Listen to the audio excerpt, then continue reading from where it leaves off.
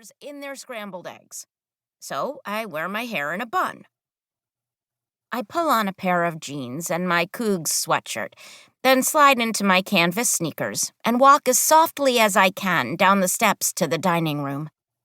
If Dad's asleep, I don't want to wake him up by being too loud. I make my way into the kitchen. "You already start the coffee?" I ask Mom, who is heating up the grill. "The pot's on. Help yourself," she says. "Kettle's on, too." Kettle's on. Dad only drinks tea when he's feeling bad. Black tea with milk and honey.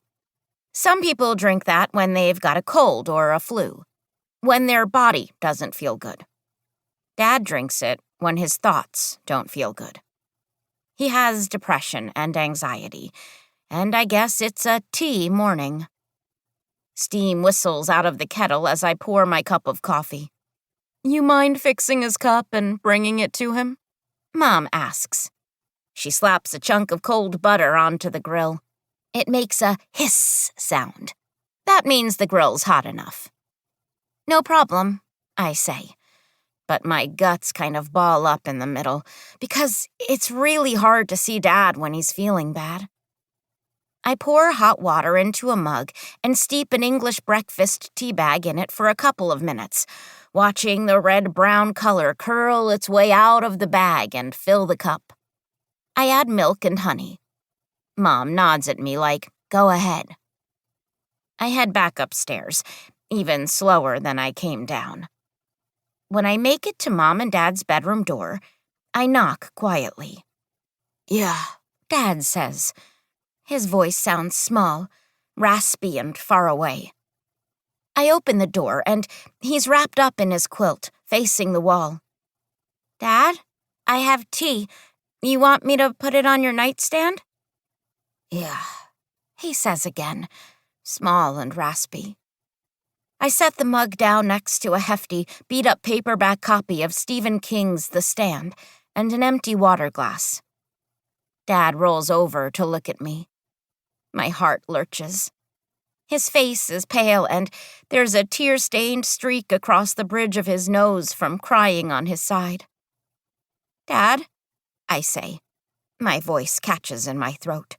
"Are you—" "No," he says, reading my mind. "Not so good today." He closes his eyes, and a big fat tear rolls out sideways down his cheekbone. "Sorry." Once, I saw a picture of a giant ball of snakes all tangled up with each other in one of those gross-out nature books. That's how my stomach feels now. Like a tangled-up snake ball. "No, Dad, you don't have to be sorry. Mom always says, if I don't need to be sorry for having asthma, you don't need to be sorry for having depression.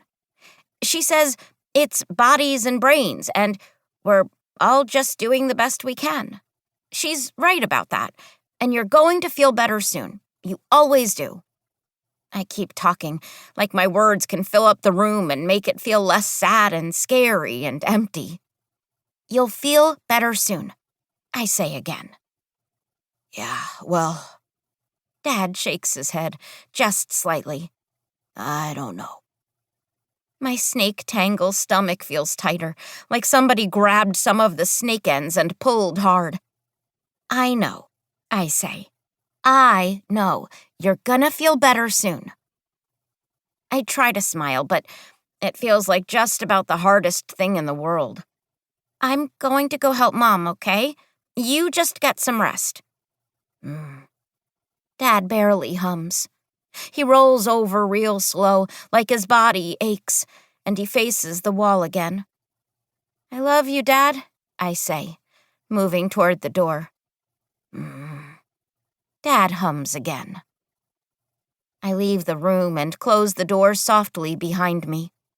My eyeballs feel kind of heavy, like there's a lake of tears that wants to push its way out and flood the whole truck stop. But I won't let that happen. I hate feeling helpless, but I do because there's nothing I can do to help my dad. It's morning, and it's just me and Mom today. I blink hard and head downstairs. The smell of breakfast cooking smells.